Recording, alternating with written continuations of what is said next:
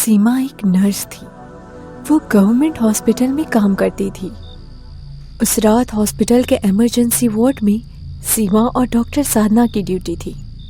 Emergency ward लगभग खाली था, इसलिए टाइम पास करने के लिए सीमा और डॉक्टर साधना लूडो खेलने लगे। यहाँ सिटी में रवीश और नंदिनी अपनी फर्स्ट एनिवर्सरी मनाने निकल रहे थे। रवीश एक बिजनेसमैन था और नंदिनी एक हाउसवाइफ। इन दोनों की लव मैरिज थी। नंदिनी रवीश से बहुत प्यार करती थी और रवीश भी। रवीश कार में नंदिनी का इंतजार कर रहा था। चलो नंदिनी, और कितनी देर? बस आई। नंदिनी तैयार होकर कार में बैठी ही थी कि रवीश ने उसके सामने एक गिफ्ट रख दिया। Happy anniversary Nandini. नंदिनी बहुत खुश थी। एक्साइटेड होकर नंदिनी ने वो गिफ्ट खोला।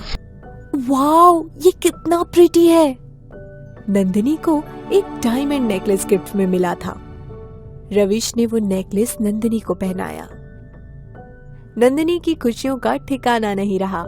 उसे वो डायमंड नेकलेस बहुत पसंद आया था। एनिवर्सरी सरप्राइज खत्म नहीं हुआ है, चलो मेरे साथ। लेकिन कहाँ? तुम चलो तो सब पता चल जाएगा। रवीश ने गाड़ी शुरू की। काफी रात हो चुकी थी। रोड पर ज्यादा गाड़ियां नहीं चल रही थी। रवीश और नंदिनी बातें ही कर रहे थे कि अचानक उनके सामने ट्रक आई और इससे पहले कि रवीश गाड़ी को कंट्रोल कर पाता, उसका एक्सीडेंट हुआ। रवीश के ड्राइवर सीट का एयरबैग खुल गया और वो बच गया, पर नंदिनी बुरी तरह घायल हो गई थी। नंदिनी!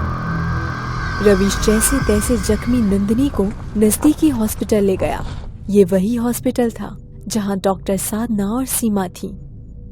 सीमा, इसे तुरंत वेंटिलेटर पे डालो, जल्दी। नंदिनी को कुछ देर वेंटिलेटर पर रखा गया, पर उसकी हालत इतनी खराब थी कि कुछ ही मिनटों में वो चल बसी। डॉक्टर साधना ने सीमा से रवीश को इस बारे में बताने को कह दिया। जी डॉक्टर, पर क्या? उस औरत के गले में बहुत ही महंगा नेकलेस है। अगर डॉक्टर भी वो नेकलेस देखकर समझ चुकी थी कि वो बहुत महंगा होगा। डॉक्टर के इशारे पे सीमा ने नंदिनी के गले से वो नेकलेस निकाल लिया और फिर रवीश को उसकी पत्नी की मौत के बारे में बताया। नंदिनी की डेड बॉडी को मोर्चरी में शिफ्ट कर दिया गया। यहाँ सीमा और साधना खुश थे कि उन्हें वो महंगा डायमंड नेकलेस मिला था। दोनों ने डील कर ली थी कि वो नेकलेस बेचकर आधे आधे पैसे बांट लेंगे। सीमा तो सपने देखने लगी थी कि अब उसकी गरीबी की जिंदगी खत्म। रात के लगभग 3 बजे होंगे। सीमा सर्जिकल टूल को साफ कर रही थी, पर अचानक वो सारी चीजें खून से सनी दिखने लगी। सीमा डर गई। हड़बड़ी में वो पीछे मुड़ी तो पीछे उसे बहुत ही भयानक औरत दिखाई दी। इस औरत की आंखें लाल थी, शरीर पर कई चोटों के निशान थे और सर भी फूटा हुआ था। उसे देखते ही सीमा की चीख निकल गई। डॉक्टर साधना दौड़ते हुए वहां आई। क्या हुआ? कोई था यहाँ, बिल्कुल सफेद, खून टपक रहा था, सर फूटा हुआ था। तुम्हारा वहम है सीमा, यहाँ कोई नहीं है। देखो, इस वार्ड में तुम्हारे और मेरे अलावा कोई नहीं है। रिलैक्स। सीमा ने पानी पिया और सर्जिकल टूल्स देखे तो अब उन पर खून नहीं था। सीमा को समझ नहीं आ रहा था कि उसके साथ क्या हो रहा है। कुछ देर बाद डॉक्टर साधना ने भी कॉरिडोर में उसी भयानक औरत को देखा। उसकी आंखें गुस्से से लाल थी। सीमा दौड़ते हुए आई। वो यही है, ये वही औरत है। सीमा और डॉक्टर साधना दोनों डरे हुए थे।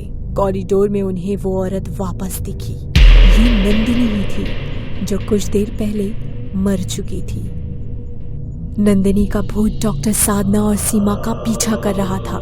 डर के मारे वो दोनों कभी यहाँ गिरते तो कभी वहां। अपनी जान बचाने के लिए दोनों हॉस्पिटल से बाहर आ गए। डॉक्टर साधना ने अपनी स्कूटर स्टार्ट की। वो भूत अब भी उनके पीछे था। डॉक्टर साधना और सीमा दोनों स्कूटर पर बाहर चले गए। स्कूटर लेकर ये दोनों उसी सुनसान रोड पर पहुंचे जहां नंदिनी का एक्सीडेंट हुआ था। और अचानक उन दोनों को नंदिनी रास्ते के बीचों बीच में दिखी। वो यहाँ भी आ गई। नंदिनी के भूत ने डॉक्टर साधना को अपने वश में कर लिया था। डॉक्टर साधना ने स्कूटर की स्पीड बढ़ाई। मैडम रुको, रुको! सीमा चिल्लाती रही। डॉक्टर साधना नहीं रुकी और स्कूटर एक बड़े से ट्रक के सामने आ गई। डॉक्टर साधना और सीमा दोनों को चले गए। दोनों ने वहीं दम तोड़ दिया। सीमा की जेब से वो नेकलेस बाहर गिरा और कुछ ही पलों में गायब हो गया। नेकलेस चुराने की वजह से डॉक्टर साधना और सीमा भी मर गई। नंदिनी का ये डायमंड नेकलेस श्रापित है। वो नेकलेस मॉर्चरी में रखी नंदिनी की लाश के गले में आ गया। नंदिनी की लाश ने अपनी आंखें खोली।